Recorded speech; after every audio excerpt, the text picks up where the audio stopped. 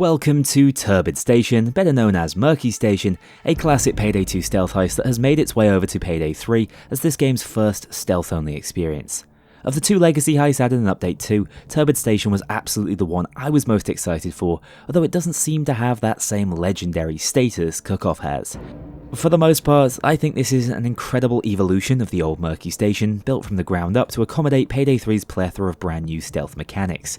Outside of some uneven objective difficulty, this heist is one of the best at showcasing what makes Payday 3's stealth truly phenomenal.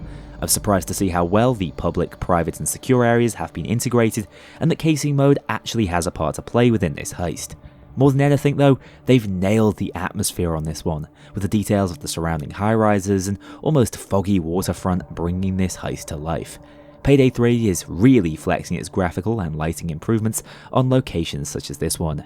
Heading into the train yard, you'll be started off in a familiar overlook, giving you the chance to scope out the area without being forced to mask up.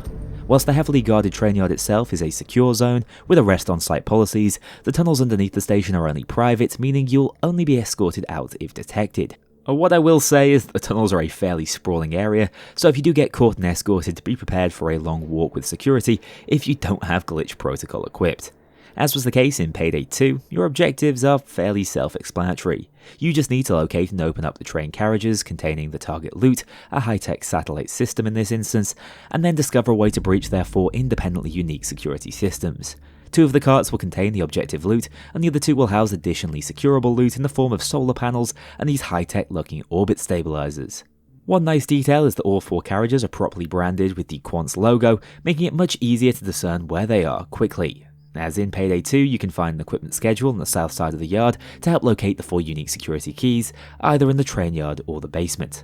These consist of an employee phone hack for a QR code, similar to on 99 boxes, an SSD found next to the camera controls, a red keycard stored loose on a rack, and a control panel that requires secure PC authorization to open, which can only be reached via an iris scan, as seen on No Rest for the Wicked. Remember, in Payday 2 these objectives were simple pick up and plug in interactions, so Payday 3 has added quite a bit of variable difficulty to its more complex additions. In my time with the heist, the construction employee was always upstairs, whilst the control room was always down in the basement. Once you've located at least the 2 satellite room keys, you can grab the loot, sneaking around the potentially alarm motion sensors depending on the difficulty, to secure them either up in the van where you started the heist, or down by a speedboat situated on the waterfront. The boat secure, as it was in Payday 2, is vastly preferable in my experience. If you're spotted and stealth breaks prior to this, you'll be faced by a difficulty scaling point of no return, allowing you to escape the heist without the stealth bonus if you already have the satellite secured, but failing the heist if you don't make it to the escape before the timer runs out.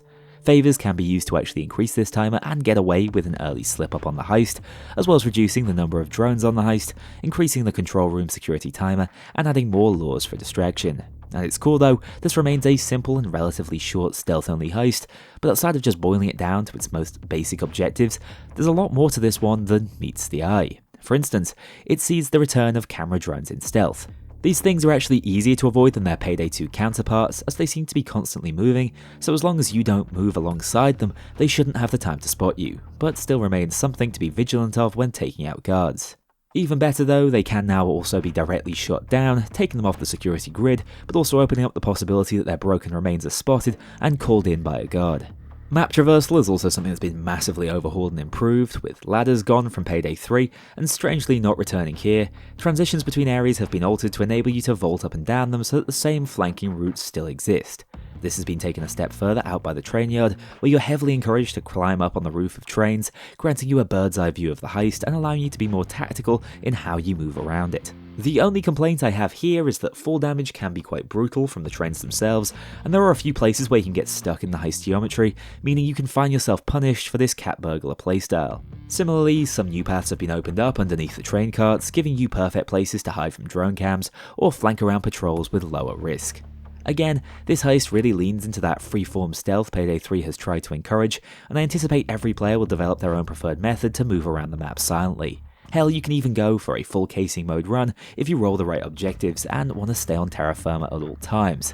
But I'm not sure why you would want to do that when masking up gives you access to so many more areas and methods of traversal. Also keep in mind if you do choose to head down through the vents in the basement, this space is great to get you around the area and out of sight of cameras, but you will be forced to mask up to ever escape as you need to vault your way out. Possibly a slight oversight.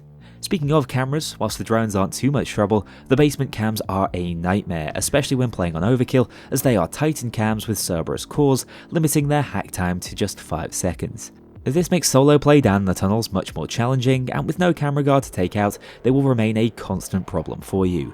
One solution I've found is to use walk the walk while in casing mode to secure anything necessary in the basement without the cams being alerted to me, but this becomes an even more acute problem if you need to do the iris scan objectives to complete the heist. By a country mile, this is the toughest of the 4 potential objectives you'll be handed, as you'll need to move a civilian through the tunnels, avoiding a plethora of indestructible cameras and security guards before reaching the control room. I actually found this to be one of the only serious uses for the ECM jammer tool, as those slowed cams were a godsend while shuffling the executive over to the door. And lures are actually more useful in this heist than I've ever felt in the past, especially with the radio nearby playing On the Road, Payday 2's wonderful final heist track. I don't dislike this objective, to be honest. It's probably the most unique and interesting on the entire heist, but it does raise a few points around difficulty scaling and RNG. Not only do you have to navigate some seriously punishing camera placements, you'll also have to deal with a tricky guard within the security room itself who will try and prevent the hack if he spots it, resulting in a wasted radio usage as you're forced to take him out. Remember, so long as the satellites are found within 2 of the other 3 security system locked carriages, this entire objective is skippable, so if completion is all you care about, you might want to refine the heist if you're struggling here, and that's why I think the difficulty of this specific objective is insanely overtuned compared to the rest of the heist. Overall though, it's a truly top-notch addition, and I can feel the love and respect it has for its predecessor whilst also adapting it to the new formula. There are a few slightly clunky interactions, as seen with the extremely lengthy escort period from private areas, and slight disconnect between the heist design, wanting you to be able to rush around the train yard, but noise from sprinting alerting cards towards you, but a lot of this is manageable and shouldn't really reduce your enjoyment of the heist. And I have to mention it here, Gustavo's absolutely nailed this heist song. It's probably my favourite stealth-only track the franchise has ever seen, with Murky Station's fast-paced stealth pairing very nicely with the evolving music system. Compared to Payday 2, I'd say it's a much more challenging heist, even if we have more tools at our disposal. The simple fact that objectives are much more time consuming in this one and cams can't be deactivated means it will take longer to clear and there will likely be more risks along the way. As a result, I haven't found it to be a particularly rewarding heist in terms of money or infamy points per minute, but playing it is a rewarding enough experience in its own right that it still demands your attention, which is a sign of pretty good design. I look forward to going for all loot once back on my personal account, as this one looks to be the poster child for the new perk deck transporter. Thanks so much for watching, be sure to check out my cook-off and update 2 reviews. Thank you especially to my patrons and channel members who have especially early access to this one. I'll see you all very soon. A huge thank you to my dedicated Patreon backers. If you want to join this crew in going infamous, check out the link below and pledge as little as $2 to see your name in the credits, or get 24-hour early access to future videos and vote on upcoming content. Take care, I'll see you all soon.